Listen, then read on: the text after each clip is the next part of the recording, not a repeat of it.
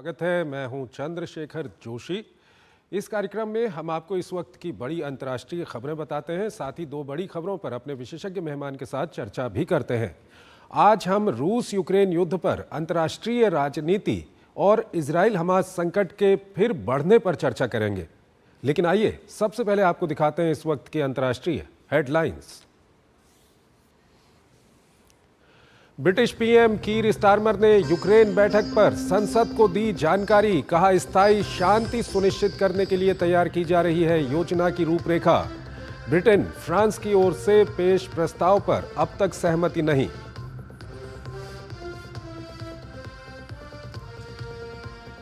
Israel ने Gaza जाने वाली मानवीय आपूर्ति को किया बंद। हमास पर लगाया जमाखोरी का आरोप। कहा, उनके पास पर्याप्त भोजन। यूएन समेत अरब देशों ने की कड़ी निंदा। हाइफा में हुई चाकूबाजी, 1 मौत 4 घायल। आईएईए प्रमुख ने ईरान के साथ जल्द बातचीत शुरू करने पर दिया जोर। पिछले दिनों एक रिपोर्ट में ईरान द्वारा समृद्ध यूरेनियम का भंडार तेजी से बढ़ाने का किया गया था दावा।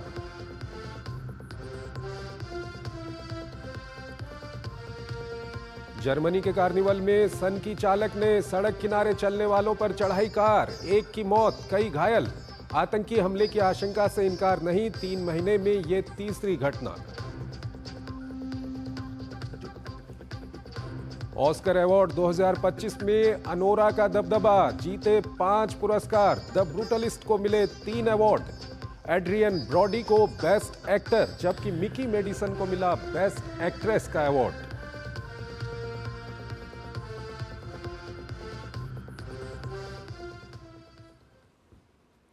और आइए पहली बड़ी खबर की ओर आपको लिए चलते हैं। रूस यूक्रेन युद्ध को खत्म करने की तमाम कोशिशों के बीच विभिन्न घटनाक्रम शांति समझौते को लेकर अच्छे संकेत नहीं दे रहे हैं। एक तरफ अमेरिका में यूक्रेन के राष्ट्रपति जेलेंस्की और राष्ट्रपति ट्रंप के बीच गर्मागर्म बहस देखी गई, तो वहीं यूरोपीय देशों ने अपनी बैठक कर यूक्रेन को और सहायता की घोषणा की। इस सब के बीच पिछले कुछ दिनों से अमेरिका और रूस के बीच कूटनीतिक बातचीत पर कहीं न कहीं यूरोप और यूक्रेन की नाखुशी दिख रही है। ये रिपोर्ट देखिए। ओवल ऑफिस में यूक्रेन अमेरिका के बीच सार्वजनिक बहस ने न सिर्फ दुनिया को चौंकाया, बल्कि संघर्ष की दिशा और दशा पर भी सवाल खड़े कर दिए। यूक्रेन को सुरक्षा गारंटी के लिए ना कहकर अमेरिका ने सहयोगी देशों को कई संदेश दे दिए कि उसके बिना न तो जेलेंस्की एक कदम आगे बढ़ सकते हैं, न ही यूरोपीय देश यूक्रेन की रक्षा करने में समर्थ हैं। हालांकि अमेरिकी झिड़की के बाद जेलेंस्की को कुछ राहत ब्रिटेन में आयोजित रक्षा सम्मेलन में मिली, जहां स्टारमर ने 14,000 करोड़ रुपए के कर्ज की घोषणा कर उन्हें फौरी राहत प्रदान की। ब्रिटेन के कर्ज से यूक्रेन अपने लिए 5,000 एयर डिफेंस मिसाइल खरीदेगा। बैठक में यूक्रेन के लिए अमेरिकी मदद को अहम करार दिया गया। इसी मुद्दे को लेकर बैठक में रणनीति भी बनाई गई, जिसे जल्द ही अमेरिका के सामने रखने की योजना है। ब्रिटेन ने अमेरिका को दशकों से भरोसेमंद साथी बताते हुए आगे भी मदद जारी रखने की उम्मीद जताई। हालांकि फ्रांस, ब्रिटेन और यूक्रेन के मुताबिक ये योजना तभी काम करेगा जब अमेरिका अपनी सुरक्षा गारंटी पर टिका रहेगा। शिखर सम्मेलन के दौरान 4 सूत्री योजना का खाका भी पेश किया गया, जिसके तहत यूक्रेन को सैन्य सहायता जारी रखना और रूस पर आर्थिक दबाव बढ़ाना शामिल है। यूक्रेन को किसी भी शांति वार्ता का हिस्सा होना चाहिए और भविष्य में किसी तरह के हमले को रोकने के लिए यूक्रेन की रक्षात्मक क्षमताओं को बढ़ाए जाने पर भी जोर दिया गया। सम्मेलन के दौरान यूक्रेन में आंशिक युद्ध विराम पर प्रस्ताव लाया गया, लेकिन योजना को हरी झंडी नहीं मिली। ल्यूक पोलार्ड के मुताबिक युद्ध विराम पर फिलहाल कोई फैसला नहीं हुआ, लेकिन ब्रिटेन, फ्रांस और यूरोपीय सहयोगी इस बात पर विचार कर रहे हैं कि यूक्रेन में स्थायी और टिकाऊ शांति कैसे लाई जाए। रिपोर्ट के मुताबिक युद्ध विराम के प्रस्ताव पर सहमति बन सकती है, जिसमें जमीनी लड़ाई शामिल नहीं होगी। बहरहाल रक्षा सम्मेलन के ठीक बाद यूक्रेन के राष्ट्रपति वोलोदिमीर जेलेंस्की ने एक बार फिर अमेरिका के साथ खनिज समझौते पर हस्ताक्षर करने की इच्छा जताई।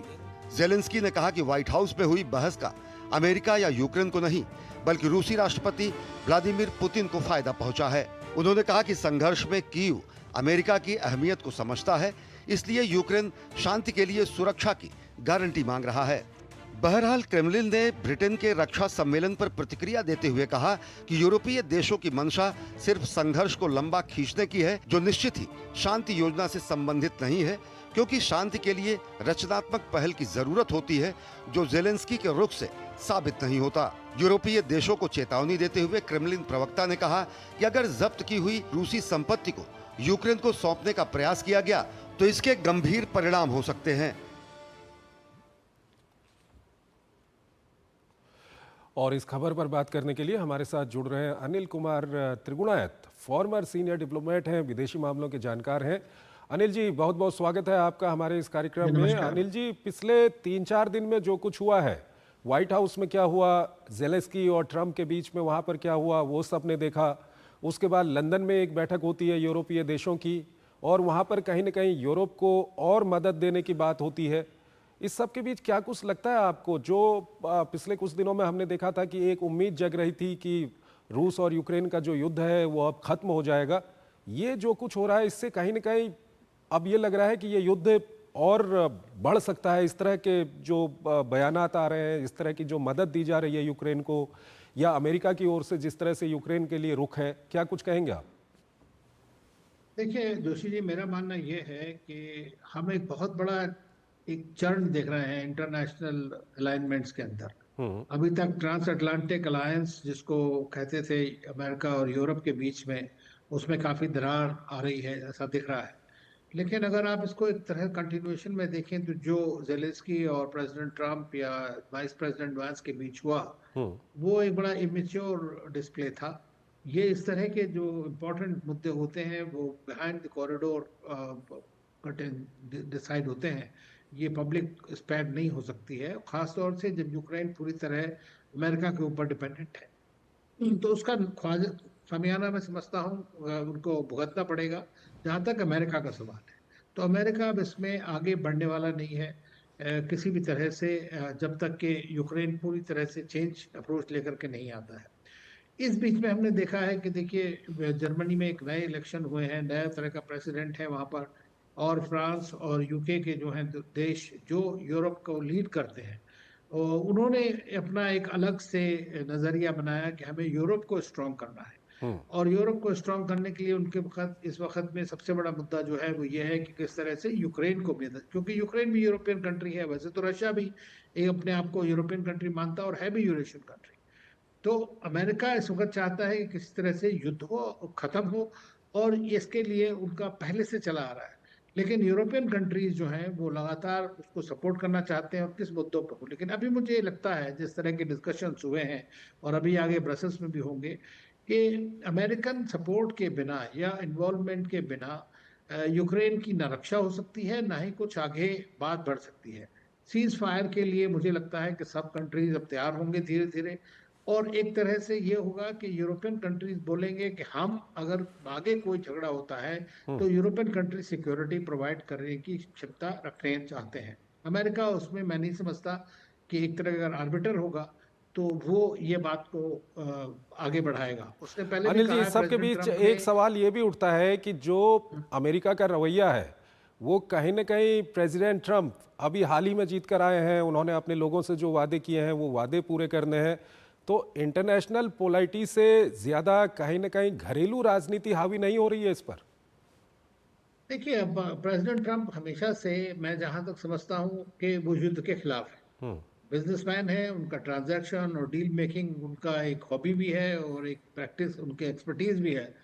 तो ये तो एक अच्छी बात है, अगर कोई युद्धों को रोकना चाहता हो तो वो जरूर इस बात में प्रेसिडेंट ट्रंप की आपको मानना पड़ेगा कि वो युद्ध के खिलाफ है, इसमें कोई शक की बात नहीं। लेकिन वो दूसरी तरह बिल्कुल। से, जैसे ट्रेड, टैरिफ्स, ये सारी चीजें लगा के आगे बढ़ना चाहते हैं। तो डोमेस्टिक तो है ये नेचुरली, क्योंकि उससे पहले से भी वो, और अमेरिका भी तो सफर कर रहा है, सारी दुनिया सफर कर रही है इस वॉर के थ्रू। ये खाली अकेले रूस या यूक्रेन ही नहीं सफर कर रहा है, दूसरे सारी दुनिया सफर कर रही है इस चीज से।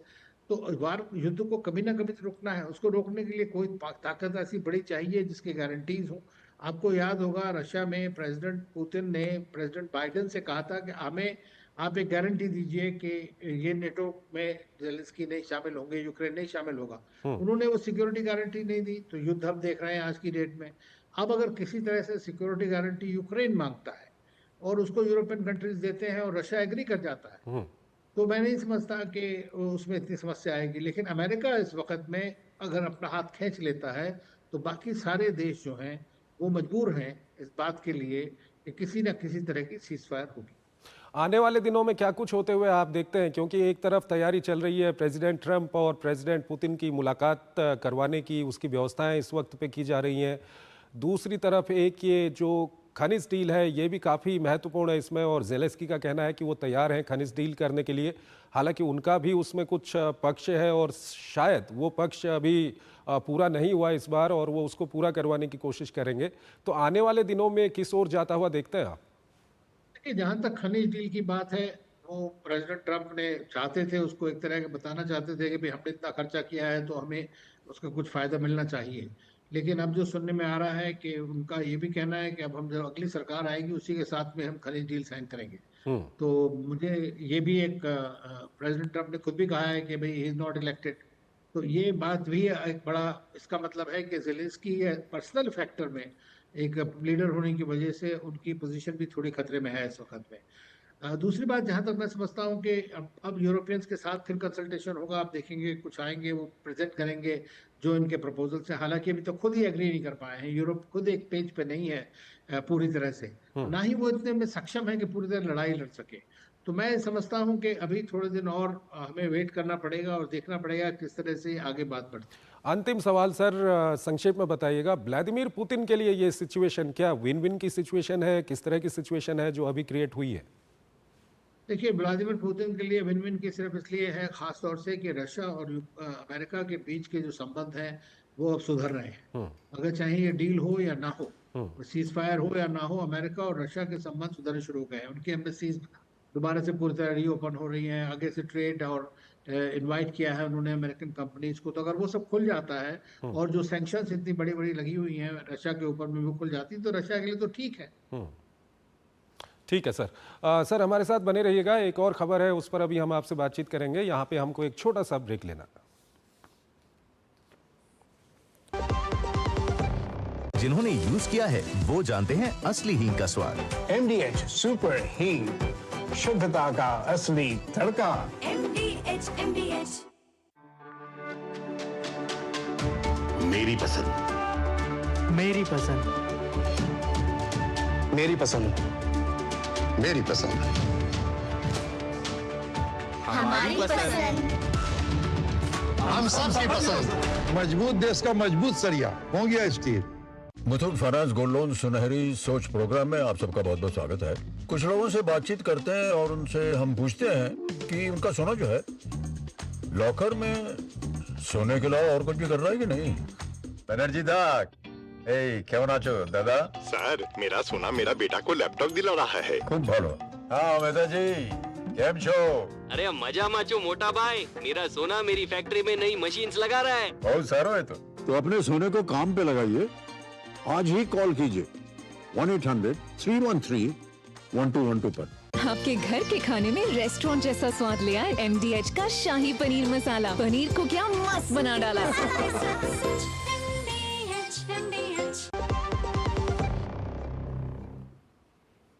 स्वागत है आपका ब्रेक के बाद। दूसरी बड़ी खबर की ओर आपको लिए चलते हैं। इजराइल और गाजा के बीच संघर्ष विराम का पहला चरण खत्म हो गया, लेकिन दूसरे चरण की बातचीत शुरू नहीं हो पाई है।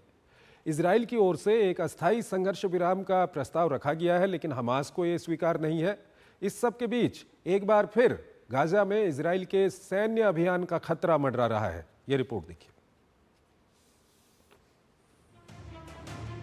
गाजा संघर्ष विराम समझौते के पहले चरण में जहां इजरायली बंधकों के साथ फलस्तीनी कैदियों की रिहाई संभव हो पाई, वहीं दोनों पक्षों ने धमकियों के सहारे एक दूसरे पर दबाव बनाने की भी कोशिश की है। संघर्ष विराम का पहला चरण शनिवार को खत्म हो गया, लेकिन दूसरे चरण की बातचीत अब तक नहीं शुरू हो पाई है। लेकिन अमेरिकी राष्ट्रपति ट्रंप के दूत स्टीव विटकॉफ ने रमजान और पास ओवर के दौरान गाजा में अस्थायी संघर्ष विराम का प्रस्ताव दिया है। इजराइल ने भी इस पर सहमति व्यक्त की है, लेकिन हमास ने इसे खारिज कर दिया है। प्रस्ताव के तहत अस्थायी युद्ध विराम के पहले दिन गाजा में बंधक बनाए गए आधे लोगों को रिहा करने की बात कही गई है, जिनमें जीवित और मृत दोनों शामिल होंगे। बाकी बचे बंधकों को स्थायी युद्ध विराम समझौते के बाद छोड़ा जाएगा। इजराइल सरकार ने स्पष्ट किया है कि ये फैसला बातचीत को आगे बढ़ाने के उद्देश्य से लिया गया है। इजराइल ने कहा है कि अगर हमास इस पेशकश पर सहमत होता है तो वो संघर्ष विराम पर बातचीत तुरंत शुरू कर देगा। साथ ही ये भी कहा है कि 42 दिन के अंदर अगर वार्ता कारगर नहीं रहती है, सैन्य अभियान फिर से शुरू किया जा सकता है।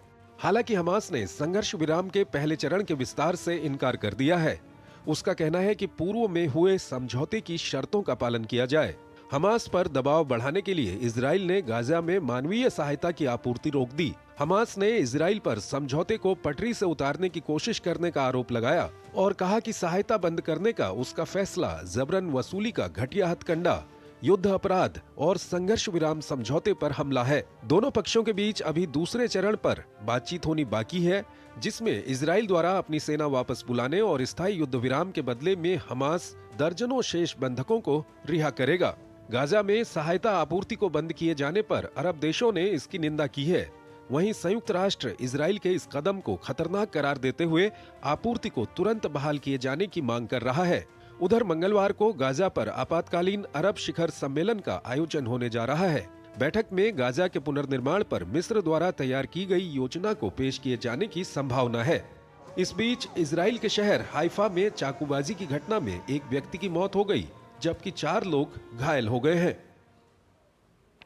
अनिल कुमार त्रिगुणायत हमारे साथ जुड़े हुए हैं, फॉर्मर सीनियर डिप्लोमेट हैं, विदेशी मामलों के जानकार हैं। अनिल जी, अगर ये पश्चिम एशिया का जो संकट है इजराइल और गाजा हमास के बीच का, उस संकट की अगर हम बात करें तो पहले चरण का जो युद्ध विराम का पहला चरण था वो खत्म हो गया है, दूसरे चरण की बातचीत शुरू नहीं हो पाई है। इस वक्त क्या कुछ स्थिति बनी हुई है और ये कितनी चिंताजनक है? देखिए, स्थिति तो चिंताजनक है। सब लोगों ने 19 जनवरी को जो सीज फायर का एग्रीमेंट हुआ था, जो 3 फेज में था, उसको सबने सराहा है, भारत ने भी कहा है। लेकिन हमेशा से सबको शक था कि जैसे पहले भी हमेशा एक गोल पोस्ट चेंज करते रहे दोनों साइड्स, वो इस बार भी होगा। तो वही दिख भी रहा है। देखिए, अब एक जो कितना भी कुछ हुआ, लेकिन उसके बाद में एक फर्स्ट फेज जो है पूरी हो गई और उसमें एक्सचेंजेस भी हुए हैं और दोनों प्रिजनर हॉस्टेजेस के आपूर्ति भी जा रही है, नीचे सब कुछ हो रहा है। लेकिन उसके बाद में जो नया एक प्लान बना वो ये कि विटकॉफ जो है, स्टीव विटकॉफ जो मिडिल ईस्ट एनवॉय हैं, उनका ये प्लान है कि जो इस वक्त रमजान का पीरियड चल रहा है और पास ओवर, तो तब तक के लिए इसको एक्सटेंड किया जाए पहले फेज को। तो हमास का मानना ये है कि भाई जब हमने एग्री किया है कि 3 फेज का होगा तो सेकेंड फेज का डिस्कशन होना चाहिए, क्योंकि अगर वो सेकेंड फेज का डिस्कशन नहीं होता है तो इसका मतलब ये है कि आप जो स्थिति बनी हुई है इस वक्त में, वो आगे से जो इजराइल को खाली करके जाना है या वहाँ पर किस तरह आगे बात बढ़ेगी, तो तीसरे फेज में जाकर के रिकंस्ट्रक्शन शुरू होना, तो वो सब सारी बातें जो है बढ़ ही नहीं सकती हैं। इसका मतलब है कि 42 दिन के लिए आपने और आगे इसी स्थिति को बढ़ा दिया और उसमें आप एक्सपेक्ट कर रहे हो कि दोनों तरफ से, एक तरफ से हमास जो है वो हॉस्टेजेस को छोड़े और दूसरी तरफ, तो इसीलिए ये बात अभी नहीं चल रही है, क्योंकि क्लैरिटी इस बात में बिल्कुल नहीं है। उनका मानना यह है कि कोई भी गारंटीज जो है, एक तरह से बात वही हो गई कि आगे सीज फायर की या डेवलपमेंट की, कंस्ट्रक्शन की कैसे आगे बात बढ़ेगी, इसको अगर आप एक्सटेंड करते तो ये तो उनका है।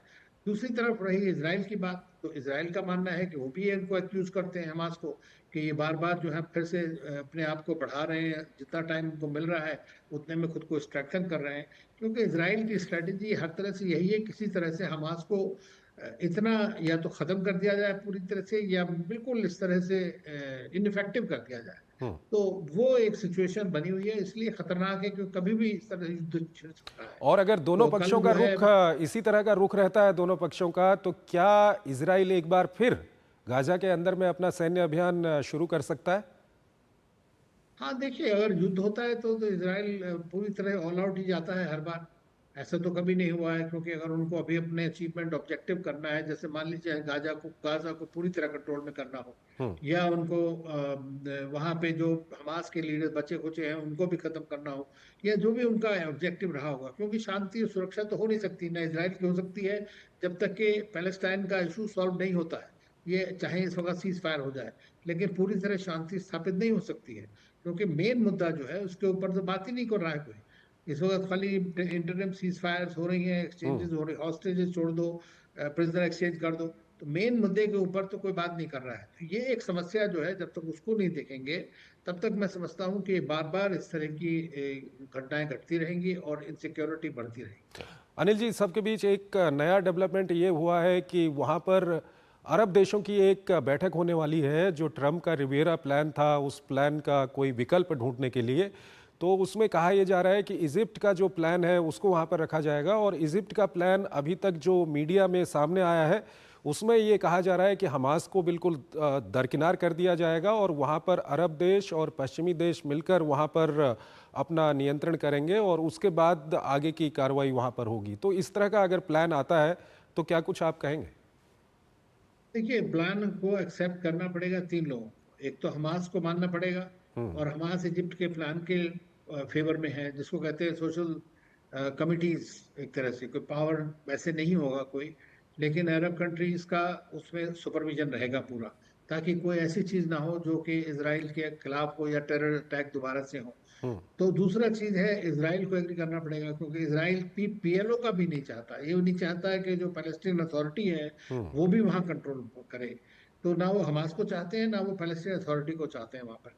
तो लेकिन हमास और पैलेस्टीन अथॉरिटी ये नहीं चाहते हैं कि कोई पैलेस्टीन का रोल ही ना हो, मतलब बाहर के मुल्क आकर के लग जाए। तो इसलिए अगर ये एग्री भी कर जाते हैं, तो जब तक आप वहाँ के लोकल लोगों को साथ लेकर नहीं चलेंगे, हमास को हटा भी दीजिए, तो किसी तरह से एक पैलेस्टीनियन रोल उसके अंदर होना चाहिए। और मैं समझता हूँ कि देखिए, पहली मीटिंग हुई उसमें प्रेसिडेंट अब्बास को तो बुलाया नहीं गया गाजा के, तो इसमें भी एक बड़ा होल है।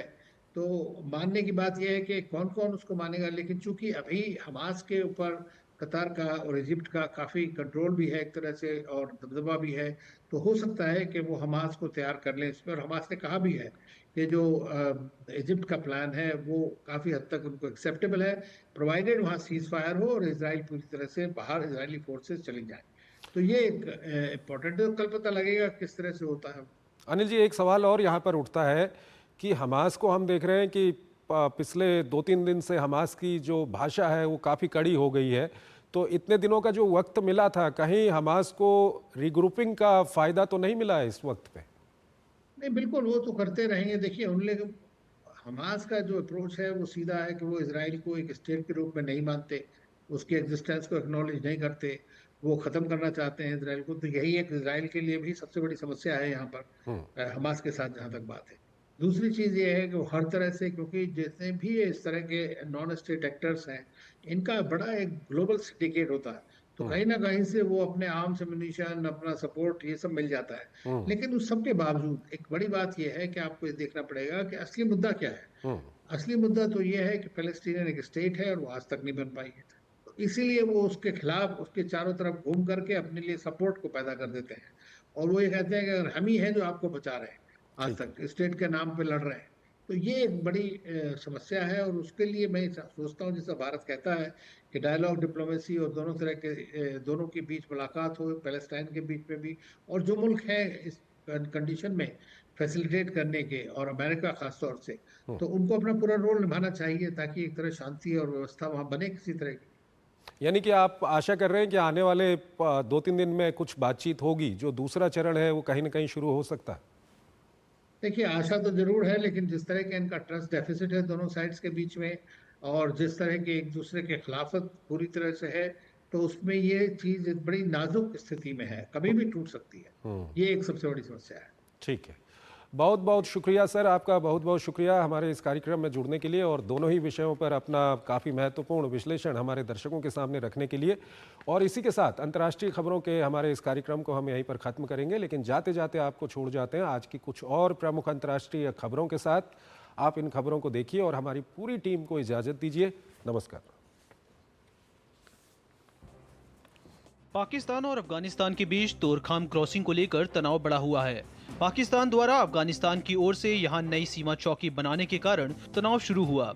इस कारण दोनों देशों के सुरक्षा बलों के बीच सीमा पर झड़प हुई। दावा किया गया है कि अफगान बलों ने भारी हथियारों का इस्तेमाल करते हुए गोलीबारी शुरू की, जिसका पाकिस्तान की ओर से जवाब दिया गया। इसके बाद से दोनों तरफ से लगातार गोलीबारी हो रही है। क्रॉसिंग 11 दिन से बंद है। यह क्रॉसिंग पाकिस्तान और अफगानिस्तान के बीच व्यापार एवं यात्रा के लिए महत्वपूर्ण है। ऑस्ट्रियाई पीपुल्स पार्टी के नेता क्रिश्चियन स्टॉकर ने सोमवार को चांसलर के रूप में शपथ ली। 3 पार्टियों के गठजोड़ से बनी इस सरकार में ओवीपी आंतरिक और रक्षा मंत्रालयों का नेतृत्व करेगा, जबकि सोशल डेमोक्रेट वित्त और न्याय को नियंत्रित करेंगी और लिबरल नेओस विदेश मंत्रालय चलाएंगी। जापान में ओफनाटो शहर के पास लगी जंगल की आग ने करीब 2100 हेक्टेयर क्षेत्र को जलाकर राख कर दिया है। करीब 2000 अग्निशामक 3 दशकों में जापान की सबसे बड़ी जंगल की आग से जूझ रहे हैं। लोगों को सुरक्षित निकासी के लिए तैयार रखा गया है। संयुक्त राष्ट्र के विश्व खाद्य कार्यक्रम ने फंडिंग की कमी के कारण अपने दक्षिणी अफ्रीकी ब्यूरो को बंद कर दिया है। WFP के करीब आधा अनुदान अमेरिका से मिलता है, लेकिन ट्रंप के सत्ता में आने के बाद इस अनुदान में भारी कटौती हो गई है। ईरान के राष्ट्रपति के रणनीतिक और विदेश नीति सलाहकार और पश्चिम के साथ वार्ता की वकालत करने वाले प्रमुख व्यक्ति मोहम्मद जवाद जरीफ ने कट्टरपंथी विरोधियों के कड़े विरोध के बीच एक बार फिर अपने पद से इस्तीफा दे दिया है। ईरान की संसद ने देश के वित्त मंत्री अब्दोलनसर हेमती को अर्थव्यवस्था के खराब प्रबंधन और राष्ट्रीय मुद्रा में गिरावट की वजह से पद से हटा दिया है। उन पर आरोप लगाया गया है कि वे दवा और आवास जैसी बुनियादी वस्तुओं की कीमत में वृद्धि को रोकने में असफल रहे हैं। 97वें ऑस्कर अवार्ड सेरेमनी में हॉलीवुड फिल्म अनोरा ने धमाकेदार प्रदर्शन किया। अनोरा ने सबसे ज्यादा 5 अवार्ड जीतकर इतिहास रच दिया। फिल्म ने best picture, best direction, best screen play, best editing और बेस्ट एक्ट्रेस जैसी अहम कैटेगरीज में अवार्ड अपने नाम किए।